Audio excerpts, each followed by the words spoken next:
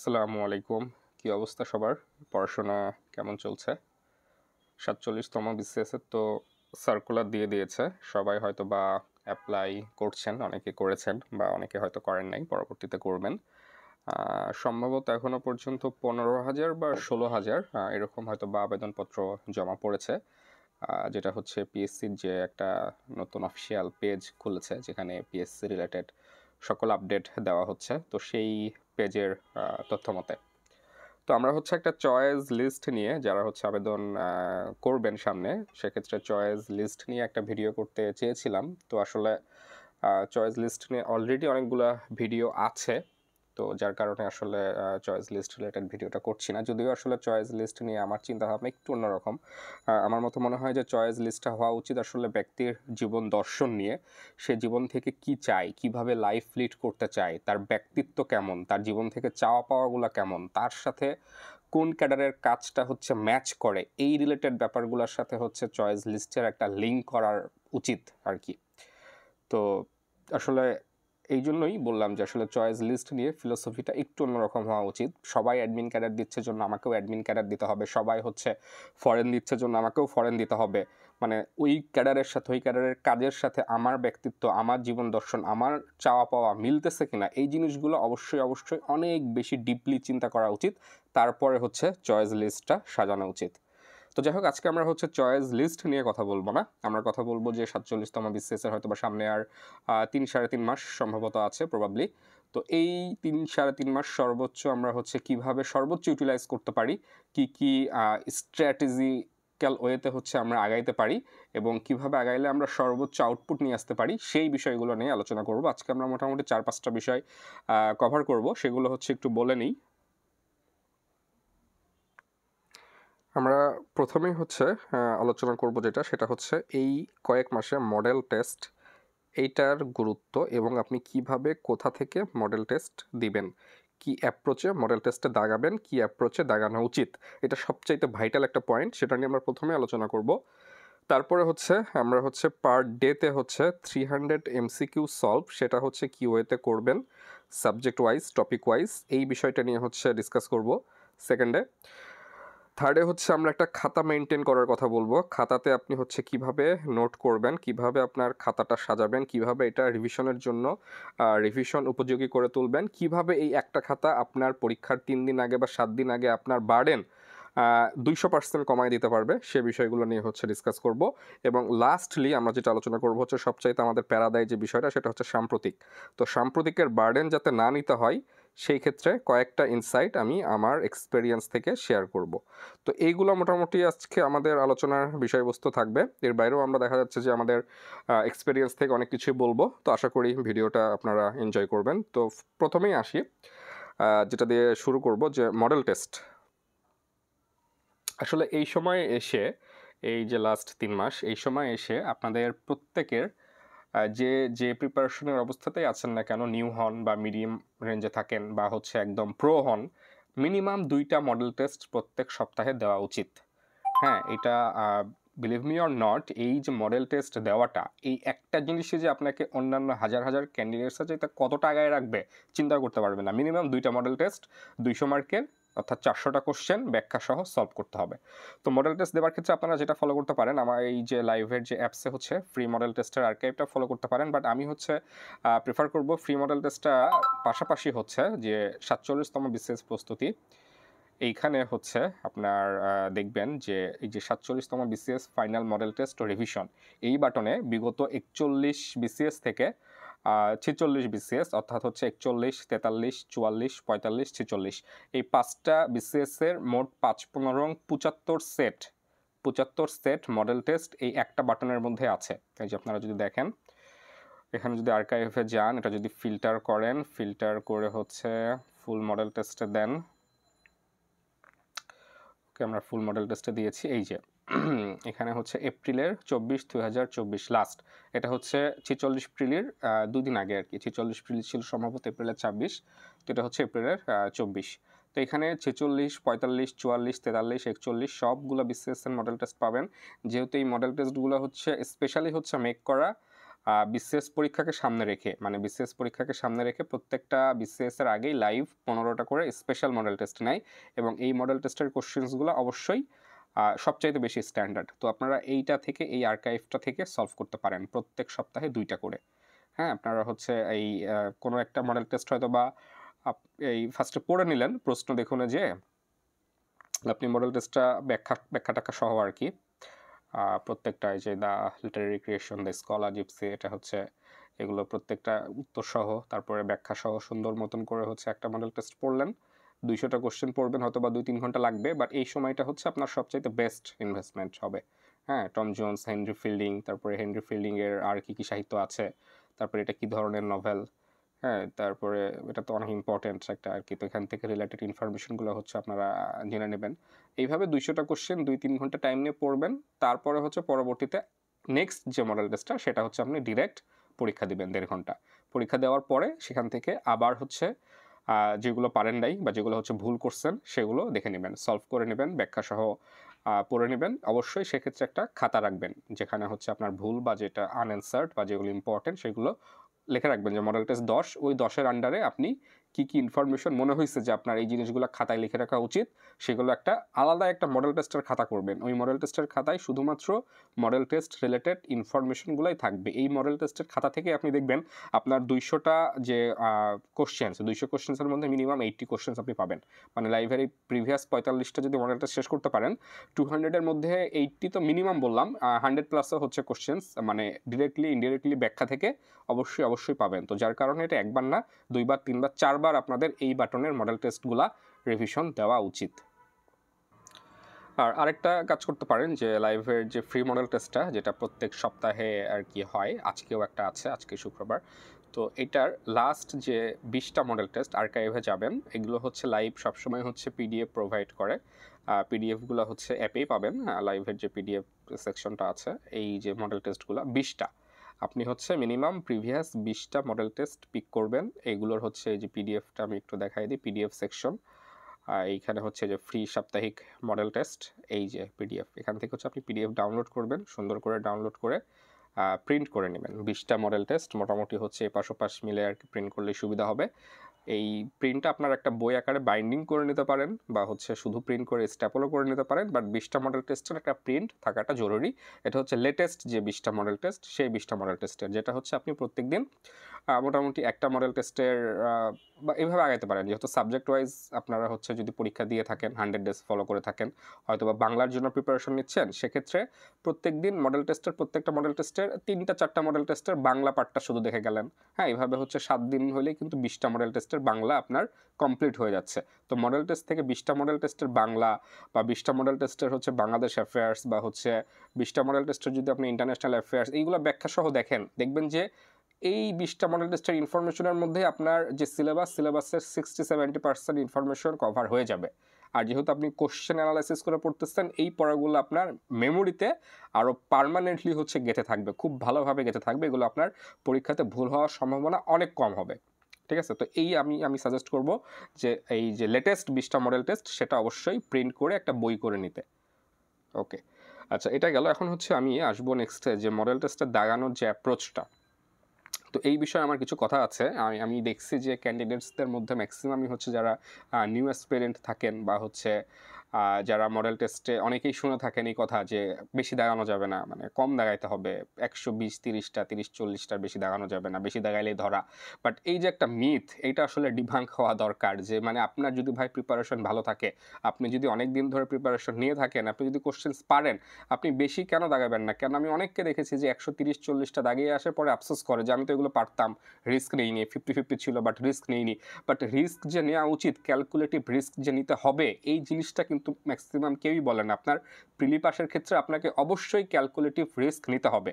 সেটা আমি যদি আমার এক্সপিরিয়েন্স থেকে বলি, আমি হচ্ছে 43 বিসিএসে 156টা কোশ্চেন দাগিয়েছিলাম, মানে আমার হিসাবে এটা অনেক কম দাগিয়েছিলাম, আমি 170 বা 75টার মতো হয়তো পারতাম, বাট আমার প্রথম বিসিএস ছিল 43, যার কারণে আমি কম দাগাই। তো আমার হচ্ছে বোধহয় 16টা ভুল গিয়েছিল, প্লাস মাইনাস মিলে হচ্ছে 132-এর মতো ছিল। 44-এ আমি দাগাই হচ্ছে 72টা বোধহয়, তো প্লাস মাইনাস মিলে হচ্ছে সব মিলে 142-এর মতো ছিল। 45-এও হচ্ছে 168 দাগায় 132 ছিল। 46-এ হচ্ছে 178টা দাগায়, সবচেয়ে বেশি দাগায় হচ্ছে 46 বিসিএসে। 178টার মধ্যে হচ্ছে 20টা হয়তো বা ভুল গিয়েছিল, তো সব মিলে 146 ছিল, 146। তো আমি প্রত্যেকটা বিসিএসেই চেষ্টা করছি 160-এর উপরে বা 170-এর উপরে দাগানো, বাট শুধু এটা কিন্তু আমি বিসিএসে যে ডিরেক্ট অ্যাপ্লাই করিনি, আমি অ্যাপ্লাই করছি এটা হচ্ছে মডেল টেস্ট দেওয়ার সময়। আমি ফুল মডেল টেস্টগুলোতে যেভাবে দাগাইছি, যে স্ট্র্যাটেজিতে দাগাইছি, যেভাবে ফলো করছি, আমি ঠিক মেইন এক্সামেও ওই একই সেম প্যাটার্ন সেম স্ট্র্যাটেজিতে দাগাইছি। তো আমি সেই ব্যাপারটা একটু আপনাদের সাথে শেয়ার করবো যে কোন স্ট্র্যাটেজিতে আপনাদের দাগানো উচিত কোশ্চেন্স। আপনারা এইটা মাথা থেকে ঝেড়ে ফেলেন যে কম দাগাইলে পাস, এটা একদম ঝেড়ে ফেলতে হবে। মানে এগুলো হচ্ছে পুরাতন ধ্যান ধারণায় থাকা যাবে না। আপনি যদি প্রিপারেশন ভালো থাকে, আপনি যদি ক্যাপাবল হন, আপনাকে অবশ্যই 150 160 প্লাস কোশ্চেন্স দাগিয়ে আসতে হবে, যেখানে সর্বোচ্চ 20 থেকে 30টা ভুল যাইতে পারে। ঠিক আছে, তো আমি যদি আমার 46 বিসিএস এর যে মার্কশিট সেটা হচ্ছে দেখাই। আচ্ছা, এখানে দেখতে পাচ্ছেন 46 বিসিএস এর মার্কস। এখানে হচ্ছে টোটাল অ্যাটেম্প্ট করেছিলাম হচ্ছে 156 হচ্ছে রাইট, 20টা ভুল গিয়েছিল। নেট মার্ক ছিল 146, বাট 2টা কোশ্চেন সম্ভবত হচ্ছে বাতিল করছে আর কি লাইভ, মানে কনফিউজিং অ্যান্সার থাকায়। বাট আমি দাগিয়েছিলাম 178টা, হয়তো বা 20-21টা ভুল, মানে more or less 146 around marks ছিল আর কি। তো এখানে হচ্ছে এটা হচ্ছে ফুল মার্কশিট। মোটামুটি সব বাংলাদেশ বিষয়াবলিতে 26টা, ম্যাথে বোধহয় একটা বাদ দিয়ে বাকিগুলো অ্যাটেম্প্ট করেছিলাম।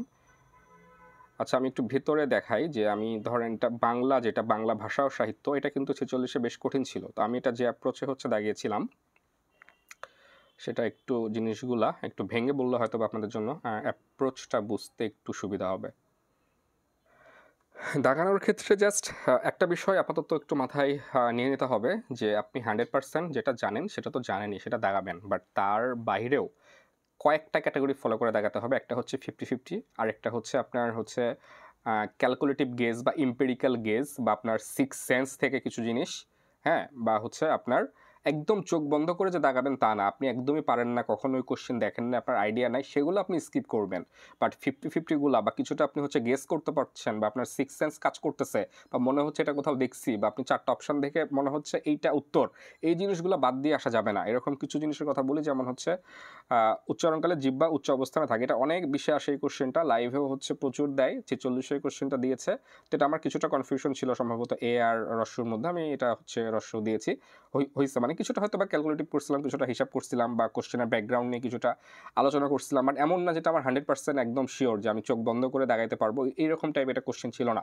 কারণ এই কোশ্চেনগুলো ঝামেলা করে যে মানে উচ্চ মধ্য নিম্ন মধ্য, মানে এই ধরনের কোশ্চেনের একটু মানে এই যে উচ্চ মধ্য স্বরধ্বনি, উচ্চ স্বরধ্বনি, নিম্ন স্বরধ্বনি, নিম্ন মধ্য স্বরধ্বনি, লাইভ এটা প্রত্যেকটা মডেলেই দেয় মোটামুটি, তারপরেও জিনিসগুলো একটু ঝামেলার লাগে, মানে একটু প্যাচ লাগানো জিনিসপত্র।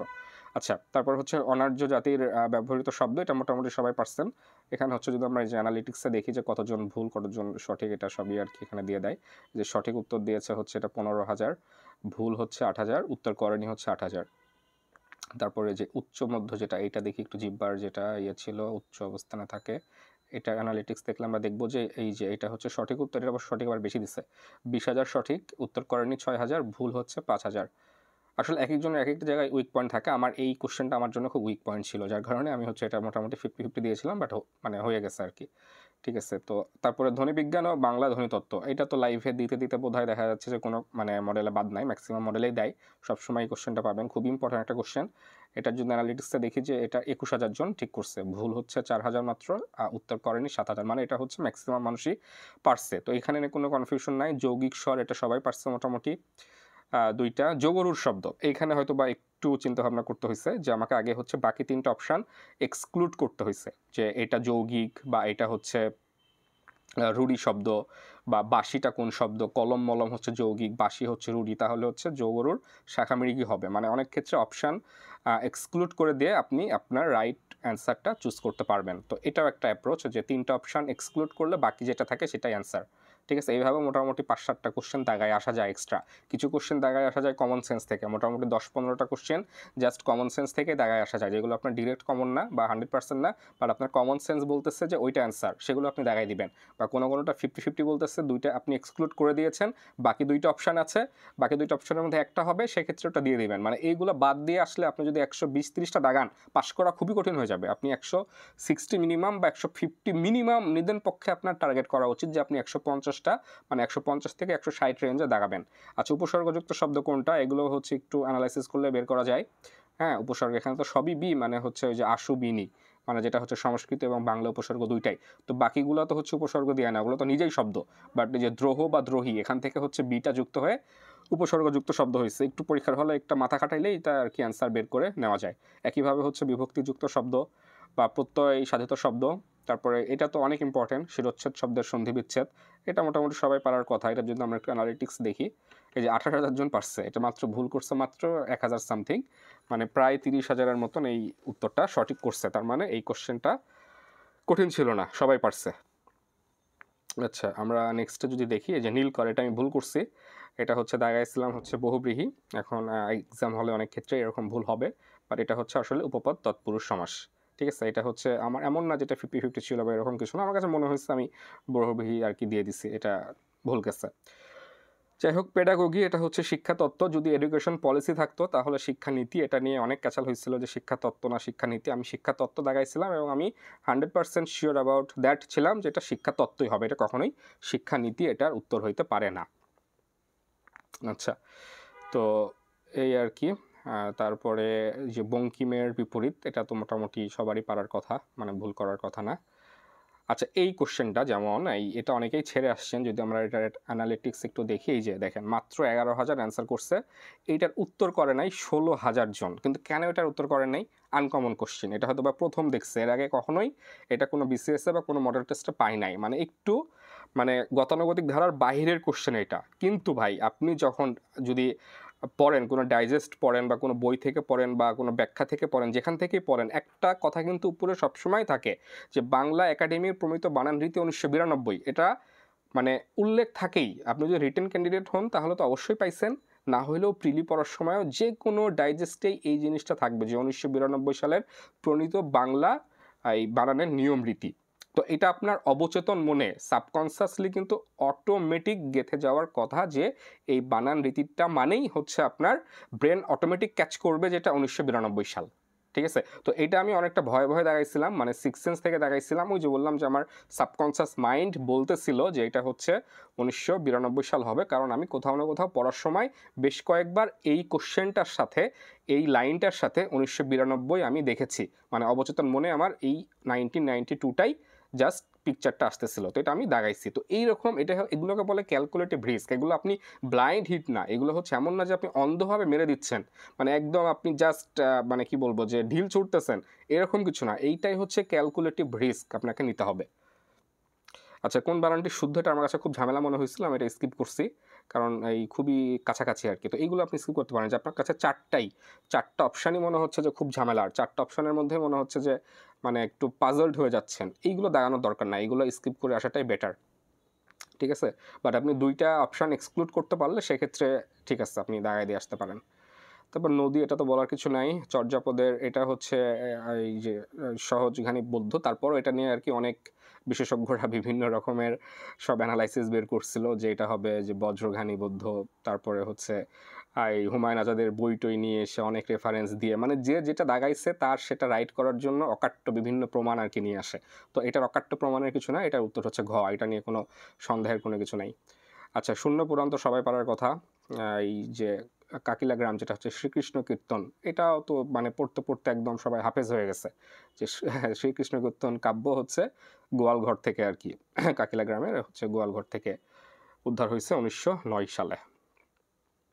নুরনামা, এটাও মোটামুটি সবাই পারার কথা। আলাউল সপ্তদশ, এটা তো বোধহয় বিসিএস বিগত সালেরই কোশ্চেন যে আলাউল কোন শতাব্দীর কবি। তো আমরা যদি এগুলো দেখি, যে রত্ন পরীক্ষা, ঈশ্বরচন্দ্র, এটা খুবই কমন কোশ্চেন। আচ্ছা, স্বর্ণকুমারী দেবীর পিতার নাম, এটা নিয়ে হয়তো এটা অনেকে ভুল করছেন যে স্বর্ণকুমারী দেবীর পিতার নাম কি। তো এইখানে সেক্ষেত্রে আপনাকে কিছুটা হচ্ছে মেন্টাল অ্যাবিলিটি অ্যাপ্লাই করতে হতে পারে যে স্বর্ণকুমারী দেবী আসলে কে ছিল।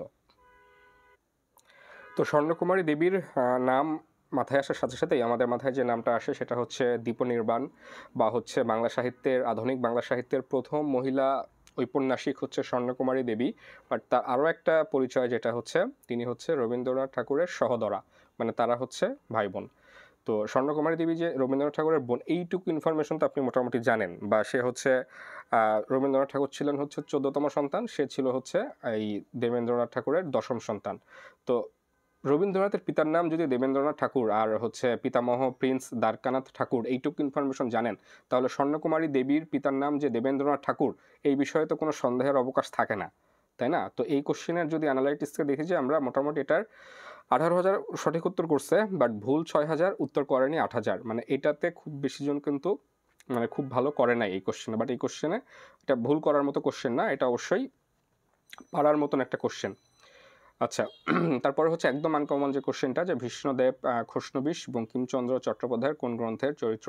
এটা হয়তো বা ইন্টারের বই থেকে, বা কমলাকান্ত হচ্ছে এসএসসি বা ইন্টারের বই আছে, সেখান থেকে হয়তো বা এটা দেওয়া। তো এটা আমার একদমই আনকমন ছিল, মানে ব্লাইন্ড হিট করতে হইতো আমাকে, আমি এটা ব্লাইন্ড হিট করি নাই। ব্লাইন্ড হিট করা যাবে না, যেটা আপনার 4টার মধ্যে আপনি একটাও জানেন না বা কোশ্চেন সম্পর্কেই জানেন না, একদমই আইডিয়া নাই, সেই ক্ষেত্রে নো ব্লাইন্ড হিট একদম। মানে সেটা রাহুল দ্রাবিড়ের মতন যেভাবে বল ছেড়ে দেয় ভালো বল, সেরকম বল ছেড়ে দিয়ে আসতে হবে।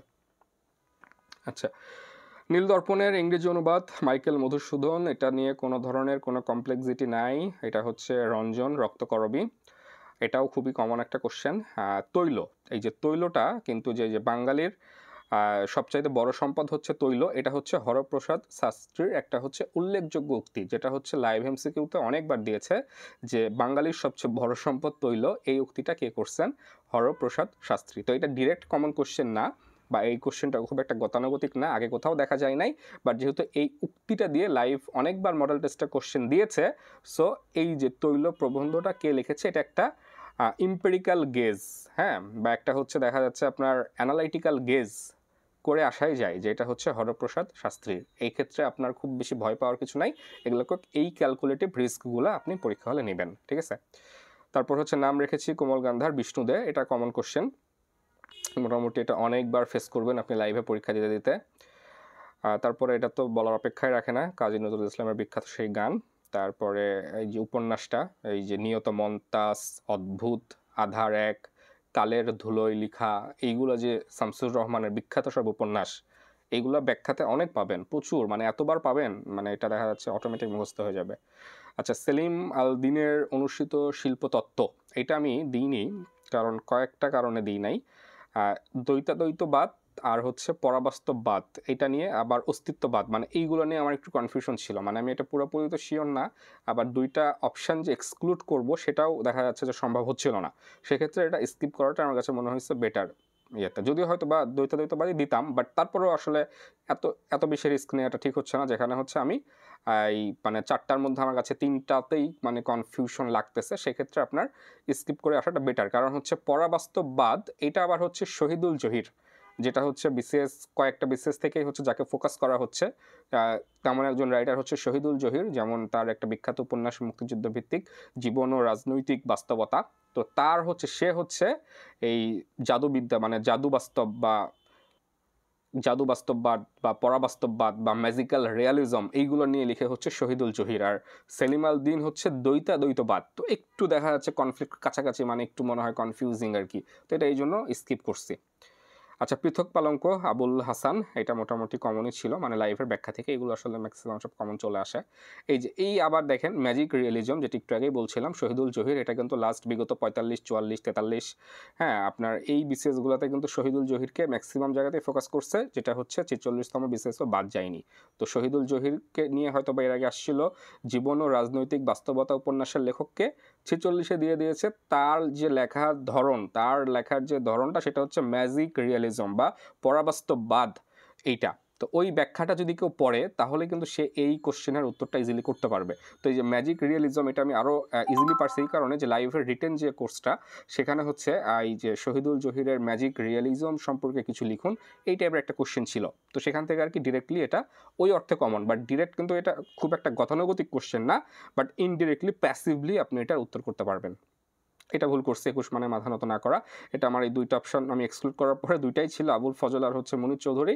বাট এটা হচ্ছে মানে যেহেতু একটা দিতে হইতো, আমি হচ্ছে আবুল ফজল দিছিলাম, বাট এটা হচ্ছে মুনির চৌধুরী। এটা খুব একটা কমন কোশ্চেন না, এটা হচ্ছে ওই দুইটা এক্সক্লুড করার পরে জাস্ট একটা দিয়ে দেওয়া আর কি। সেক্ষেত্রে আপনার কিছু ভুল যেতে পারে, বাট আপনার যদি 10টা এরকম দেন বা 20টা এরকম দেন, সেক্ষেত্রে হয়তো আপনার 5টা ভুল গেল বা 10টাই হয়তো বা ভুল গেল, বাট 10টা যদি ঠিক হয়, মানে 10টা ঠিক আর 10টা ভুল, সেক্ষেত্রেও কিন্তু আপনার +5 থাকে। মানে 10টা ঠিকে হচ্ছে 10 মার্ক, 10টা ভুলে হচ্ছে 5 মার্ক মাইনাস।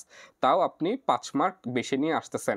বাট 20টা এরকম ক্যালকুলেটিভলি গেস করে দিলে 20টার মধ্যে আপনার 15টা বা নিদেন পক্ষে 12-13টা অবশ্যই ঠিক হবে।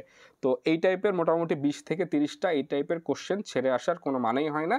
এই ধরনের ক্যালকুলেটিভ রিস্কগুলো এক্সাম হলে নিতে হয়।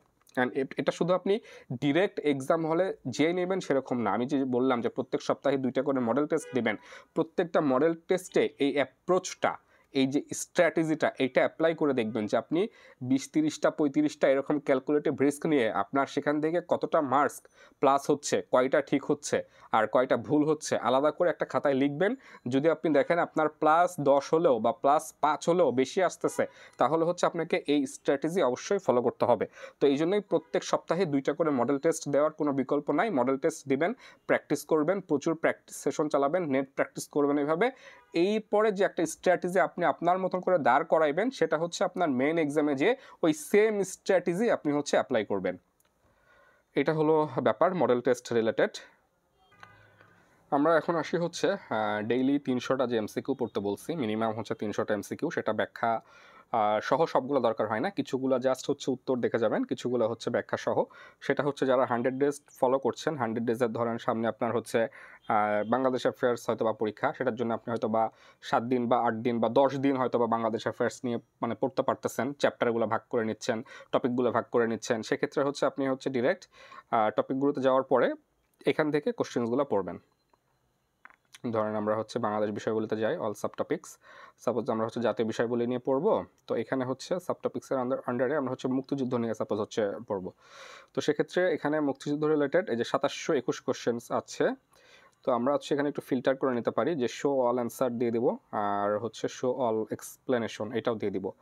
তারপরে হচ্ছে এখানে আরও দেখেন রিড, ফেভারেট, আনরিড। আপনি হচ্ছে চাইলে যেগুলো আপনার ফেভারেট করা সেখান থেকেও পড়তে পারেন। আমার যেহেতু ফেভারেট লিস্টে অনেক আছে, মোটামুটি আমি যেহেতু 2-3 বছর ধরে লাইভ এমসিকিউ অ্যাপ ইউজ করি, সেক্ষেত্রে আমার ফেভারেট লিস্টে মোটামুটি এই প্রত্যেকটা সাবজেক্টের 2-3 হাজার কোশ্চেন যেগুলো আমার ভালো লাগছে, মানে টপ পিক করা যে কোশ্চেন্সগুলো, আমি হচ্ছে সবগুলো পড়ি না, জাস্ট ফেভারেট লিস্টটা অন করে দিই, ওই ফেভারেটগুলোই খালি রিভিশন করি। বাট যারা হচ্ছে নতুন আছেন তাদের তো ফেভারেট লিস্টে খুব বেশি কোশ্চেন্স থাকার কথা না, সেক্ষেত্রে আপনি অল দিবেন। আর যারা হচ্ছে এই যে রিড মানে হচ্ছে যেগুলো আপনি পড়ছেন সেগুলো আবার রিভিশন দিতে চাইলে রিড দিবেন, আর আনরিড মানে হচ্ছে যেগুলো একদমই দেখেন নাই বা পড়েন নাই সেগুলো পড়তে চাইলে ফিল্টার করে আনরিড দিবেন।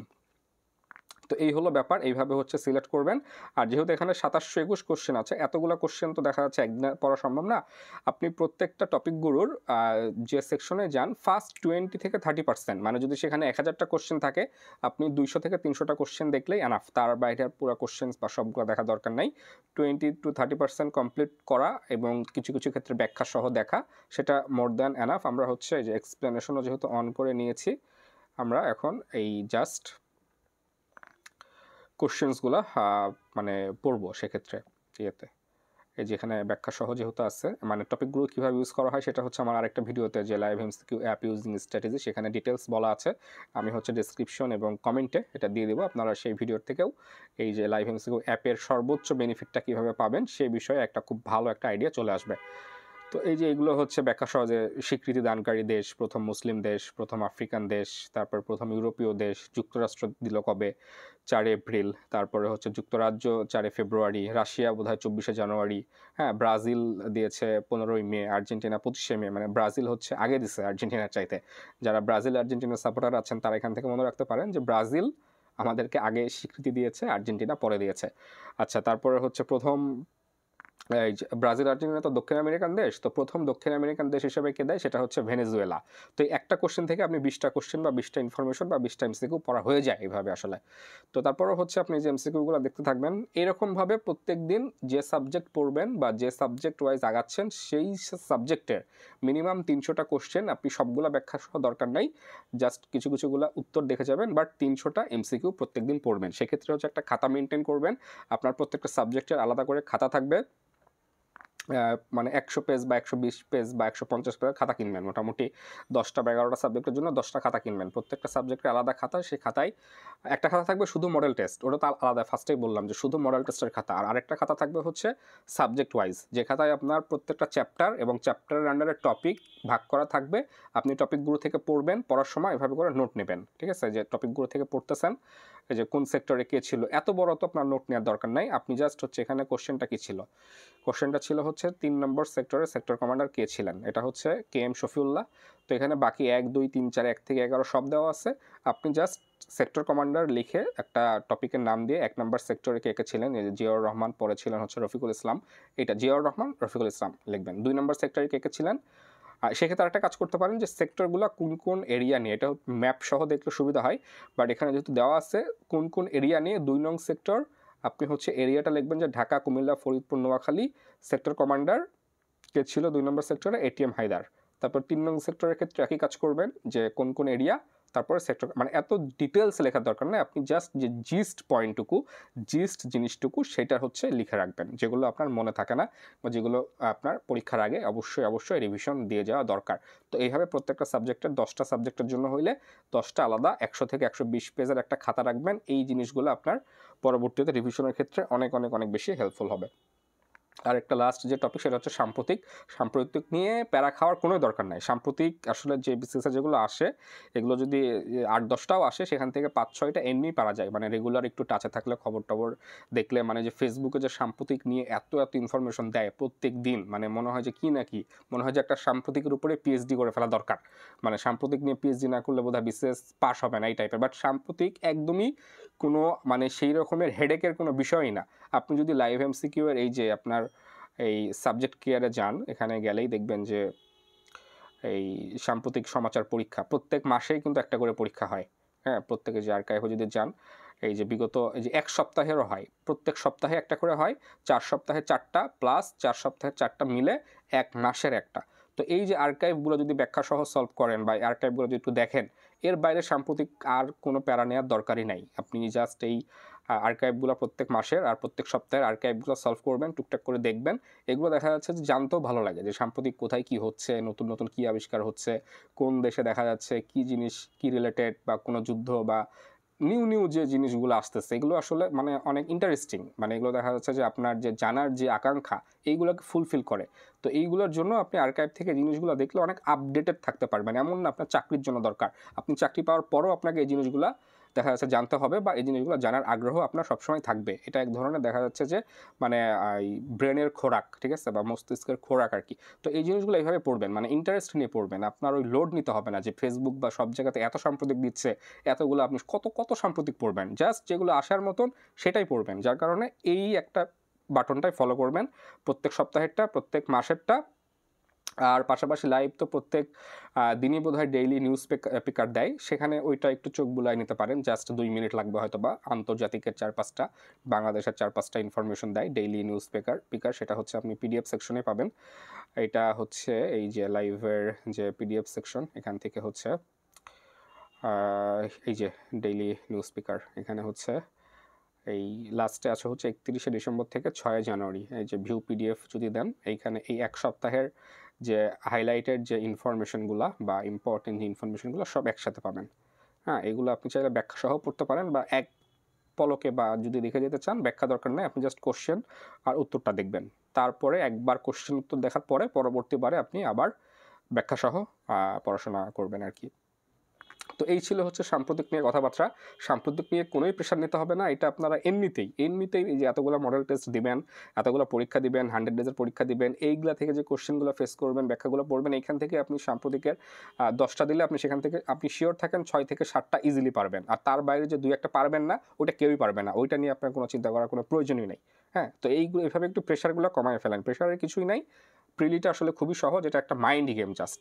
আপনার এই মাইন্ড গেমে আপনাকে হচ্ছে মেন্টালি স্ট্রং থাকতে হবে। মেন্টালি কিছু স্ট্র্যাটেজিক্যালি ওয়েতে আগাইতে হবে। এক্সাম হলে এই স্ট্র্যাটেজিগুলো অ্যাপ্লাই করতে হবে। তো এইটাই ছিল মোটামুটি আজকের যে ভিডিওর টপিকটা কমপ্লিট করার চেষ্টা করেছি। কিছু জিনিসগুলো ইনসাইটগুলা দেওয়ার চেষ্টা করেছি। আশা করি ভিডিওটা এনজয় করেছেন। পরবর্তী ভিডিওতে আমরা ইনশাল্লাহ অন্য কোনো টপিক নিয়ে কথাবার্তা বলবো। সে পর্যন্ত সবাই ভালো থাকবেন, সুস্থ থাকবেন। আল্লাহ হাফেজ।